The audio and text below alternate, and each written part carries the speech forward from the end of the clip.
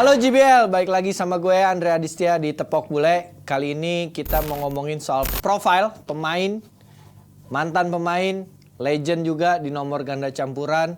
Siapa lagi kalau bukan Tontowi Ahmad, pemain kelahiran Banyumas tahun 1987, mengawali karir latihan di rumah sama orang tuanya, sama bapaknya.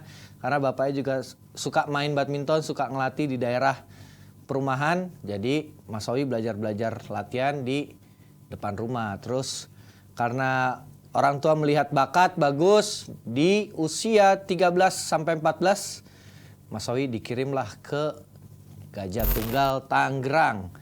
Bermain di Gajah Tunggal Tangerang, klub Gajah Tunggal selama kurang lebih 2 tahun.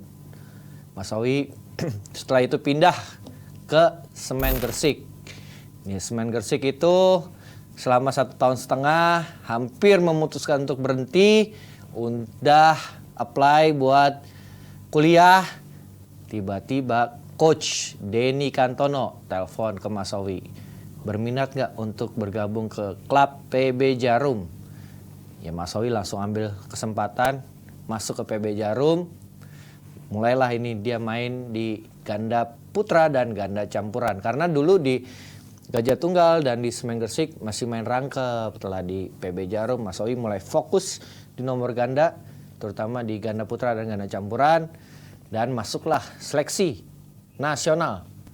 Selected masuk seleksi nasional di ganda putra bersama Sarifudin dan di mix double bersama Dining. Ternyata setelah seleksi, Mas Owi terpilihnya di nomor ganda campuran. Karena di ganda campuran Mas Owi juga ranking 1. Tapi waktu itu yang diambil Mas Owinya aja, partnernya nggak diambil gitu. Nah, setelah masuk ke Platnas PBSI pertama kali berpartneran dengan Yulianti di tahun 2006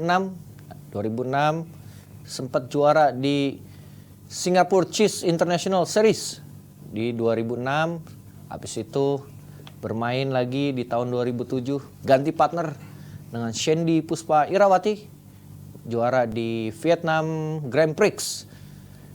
Ganti lagi partner lagi di 2008 sama Richie Puspita Dili, juara Vietnam International Challenge.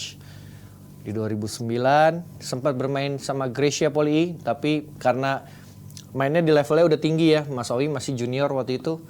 Jadi belum ada prestasi yang superior gitu, belum juara-juara apa gitu. Tapi di 2010 Kak Richard melihat potensi Mas Owi karena Coach Nova memutuskan untuk pensiun. Nggak pensiun sih, keluar dari Platnas PBSI. Dia Kak Richard melihat, siapa nih nomine yang untuk partneran sama Liliana Natsir. Ada 3 nomine, ada Muhammad Rijal, ada Devin Lahardi, ada Frans Kurniawan Teng, sama terakhir ada Tontowi Ahmad. Setelah itu semua di trial, pertandingan satu-satu, ya pilihannya ke Tontowi Ahmad. Karena Kak Richard melihat potensi dari Tontowi Ahmad.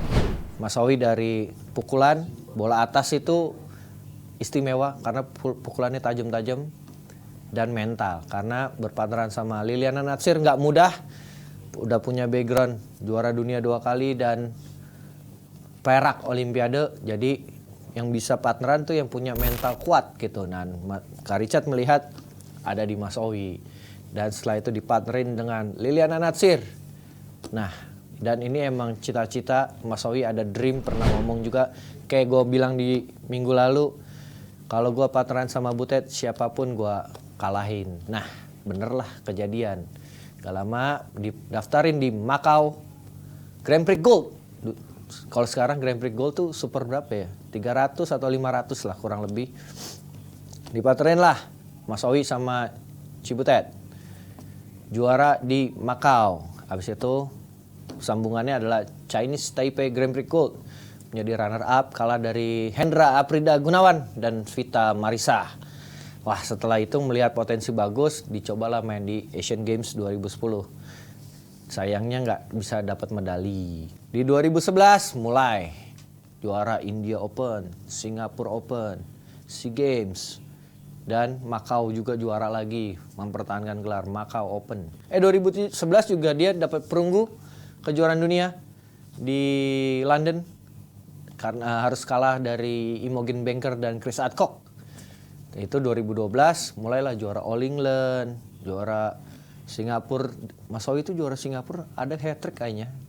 2012, 11, 12, 13 apa 12, 13, 14 gitu.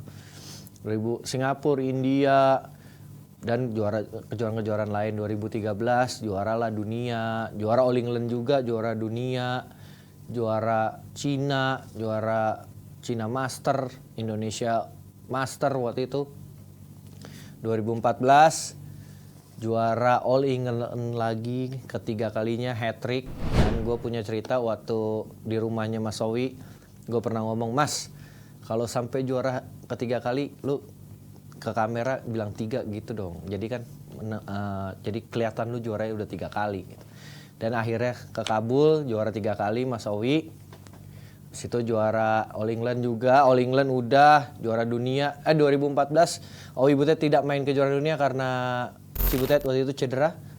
Jadi nggak bertanding ke kejuaraan dunia, tapi juara-juara open yang lain. 2015 ini nih saat-saat yang krusial karena sudah punya ego. Jadi kadang-kadang ada selisih paham, tapi yaitu Mas Owi hebatnya, Mas Owi itu bisa menurunkan egonya. Dia tahu Cibutet senior, jadi dia respect. 2015 emang prestasinya nggak banyak gelar, tapi dia selalu masuk semifinal dan final.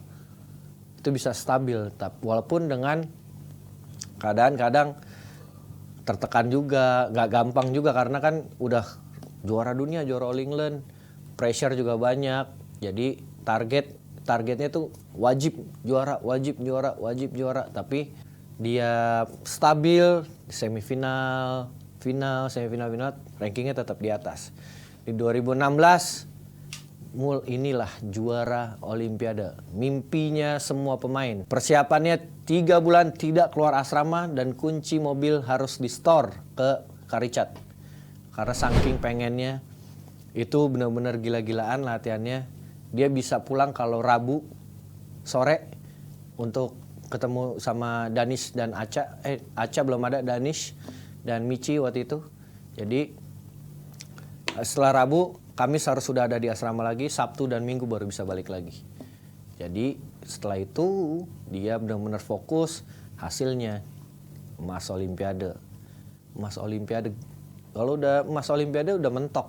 Karir bulu tangkis tuh udah, ya apalagi udah prestasi tertinggi, prestisius.